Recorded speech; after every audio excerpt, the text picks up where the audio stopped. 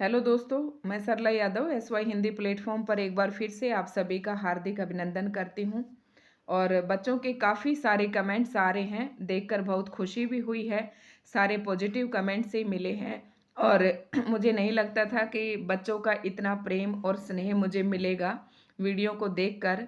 और मेरा उद्देश्य यही रहता है कि मैं बच्चों को जो है कंटेंट इतना अच्छा दूं ताकि वो अपने एस्टेट का जो हवा बना रखा है उसको अपने दिल से निकाल दें जिसे पढ़कर और अच्छे मार्क्स ले सकें। तो काफ़ी बच्चे पूछ रहे थे कि मैम कौन सी बुक से पढ़ें। तो एक कमेंट में जो है जो बातें होती हैं वो कमेंट में नहीं बताई जाती हैं बेटा। एक बुक का हम डिफाइन नहीं कर सकते हैं क्योंकि मेरे पास कई सारी बुक्स पड़ी हैं। ये देखो मैंने कितनी बुक के नाम लिखे हैं, इसके अलावा भी मेरे पास एक दो बुक हैं और जो मेरी पुस्तकें हैं वो काफ़ी पुरानी किताबें हैं। अब मैं आपको कहूँ कि आप उपकार खरीद लें तो इनका भी न्यू न्यू एडिशन आते जा रहे हैं और जैसे जैसे नए नए एडिशन आते जा रहे हैं आपके कंटेंट में बहुत ही काट छाट कर दी गई है। तो पूरा कंटेंट उनमें नहीं मिल पाता है। और ये सारी किताबें मेरे पास है जितने भी मैंने आपके सामने यहाँ पर नाम लिखे हैं। और तो बच्चे पूछ रहे हैं कि मैम प्लीज़ आप इस बुक का नाम बताइए। तो बेटा मैं कोई टॉपिक कहीं से उठाती हूँ, कोई टॉपिक कहीं से उठाती हूँ और इस प्रकार से मैंने आपको सारा कंटेंट देने की कोशिश कर रही हूँ।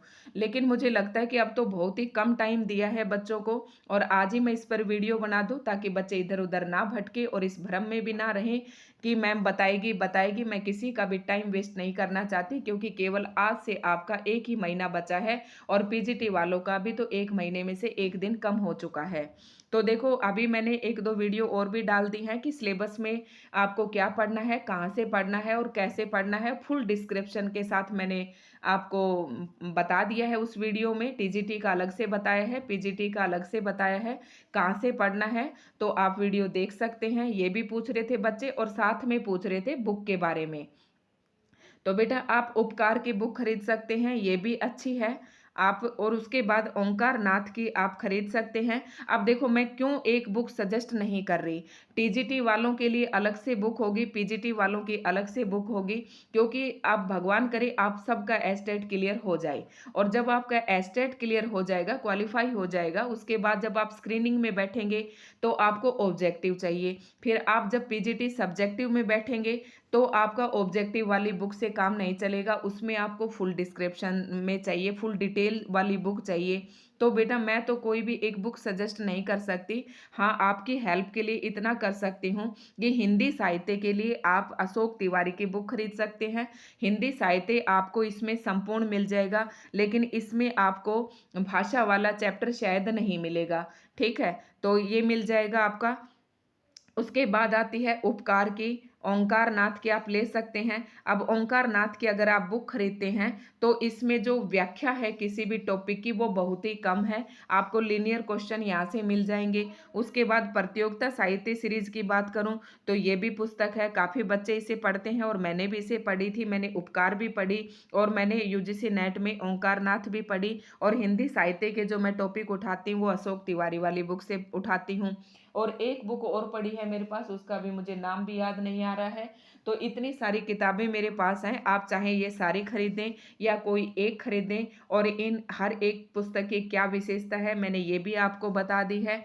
तो आप इस तरीके से आप पढ़ सकते हैं। मेरा थोड़ा सा मुझे बहुत हर्ट होता है, मतलब एक ऐसा फील होता है कि बच्चे देखो बुक के लिए मैं किस तरीके से आपको नाम सजेस्ट कर सकूँ। तो मैंने सोचा कि मैं एक वीडियो बनाकर ही डाल देती हूँ ताकि आपको इनमें से आप बुक सेलर पर जाइए और ये सारी किताबें देखिएगा, उसके पास जितनी भी उपलब्ध हों और उसमें से जो आपको अच्छी लगे आप वो बुक उठा के ले आइएगा।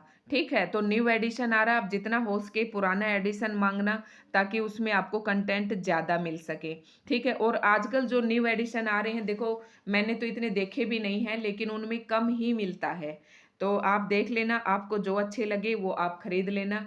और मैं एक सजेस्ट इसलिए नहीं कर सकती, मैंने आपको कारण भी बताया है कि ऑब्जेक्टिव के लिए अलग है, फिर आपका सब्जेक्टिव पेपर होगा, यूजीसी नेट की है।